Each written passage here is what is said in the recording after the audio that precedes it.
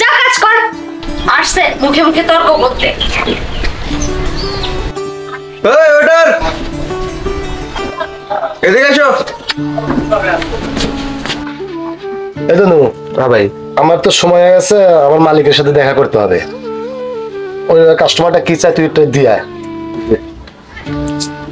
আচ্ছা, মালিক তো আমাদের একটাই, কোন মালিকের সাথে দেখা করতে যায় প্রতিদিন? মালিক আসুক, মালিক বলে দিতে হবে। এই দোনো, আমি কিন্তু মালিকের সাথে দেখা করতে গেলাম। আচ্ছা ভাই, যান।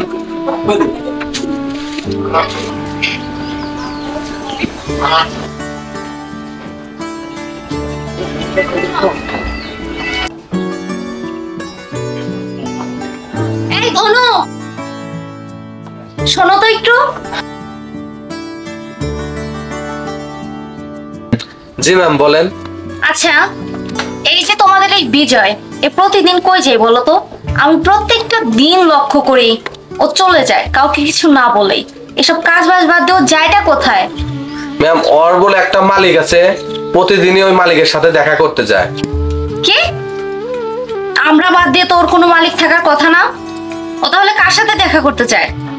প্রতিদিনই যায় ম্যাম, আপনাকে আমি বলবো কিন্তু কাজের জন্য ম্যাম বলা হয়নি। ও আচ্ছা, বুঝতে পেরেছি। ও মনে হয় আমাদের কাজ বাদেও অন্য কারো কাজ করে। আচ্ছা ঠিক আছে, আজকে আসুক, ওকে দেখাচ্ছি। তুমি যাও, তোমার কাজে যাও। এই বিজয়, শোনো। জি ম্যাম, বলেন। কই গেছিলা? ম্যাম, আমি আমার মালিকের সাথে দেখা করতে যাই। মালিক মানে? তুই কাজ করিস আমাদের এখানে আর যাস অন্য মালিকের কাছে? কে তোর মালিক? হ্যাঁ, আছে ম্যাম, আমার মালিক আছে। এই শোন, যদি আমাদের এখানে কাজ করতে চাস তাহলে অন্য কোনো মালিকের কাছে যেতে পারবি না। ম্যাম, আমার মালিকের কাছে যেতেই হবে, না গেলে যে আমি থাকতে পারবো না ম্যাম। যা কাজ কর। আসছে মুখে মুখে তর্ক করতে। কাল একবার আসুক, দেখিও কোন মালিকের কাছে প্রতিদিন যায়। আমাদের ছাড়া ওর মালিকটা কে?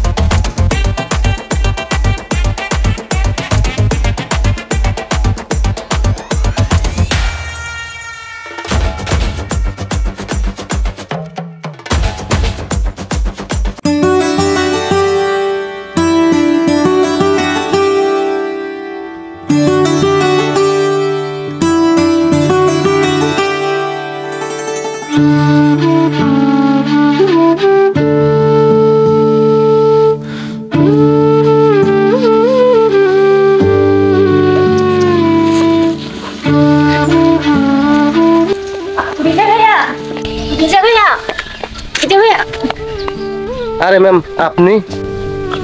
ভাইয়া, আমাকে ক্ষমা করে দিন, আমার আসলে ভুল হয়ে গেছে। আরে ম্যাম, আপনি এসব কি বলছেন? আপনাকে ক্ষমা করে দেবো মানে? না ভাইয়া, আমি আসলে ক্ষমারও অযোগ্য। আমি আসলে এতদিন বুঝতে পারি নাই যে আপনি এই মালিকের কাছে আসেন। আমি না বুঝে আপনার ব্যাপারে কি না কি ভেবেছি। আসলে ম্যাম, কি বলবো, আপনার ওখানে কাজ করে আপনি আমার মালিক হতে পারেন না। মালিক উপরালা একজন, সবারই, আমার আপনার সবারই। আমাদের মালিক সে, আখেরাত পরকালের মালিক সে। আপনাদের এতে কাজ করি শুধু আমাদের খোরাকের জন্য, কিন্তু আপনারা মালিক হতে পারেন না। মালিক একজনই আমাদের সবার। ভাইয়া, আমাকে ক্ষমা করে দিন। আসলে ম্যাম, এখানে ক্ষমা চাওয়ার কোনো কিছু নাই। আপনার ওখানে কাজ করি আর এই নামাজের টাইমে এসে নামাজ পড়ে যাই। সবারই নামাজ পড়া দরকার এবং পড়তে হবে, নামাজ বেহেস্তের চাবি। তাই বলছে আপনার নামাজটা পড়ে নেবেন এবং 5 ওয়াক্ত বেঁধে নামাজ পড়বেন, আল্লাহ ভালোবাসবে। জি ভাইয়া, আমি আমার ভুলটা বুঝতে পেরেছি। আর আমি আপনাকে কথা দিচ্ছি, আজ থেকে আমি 5 ওয়াক্ত নামাজ কায়েম করব। ঠিক আছে ম্যাম, চলেন। আসবো।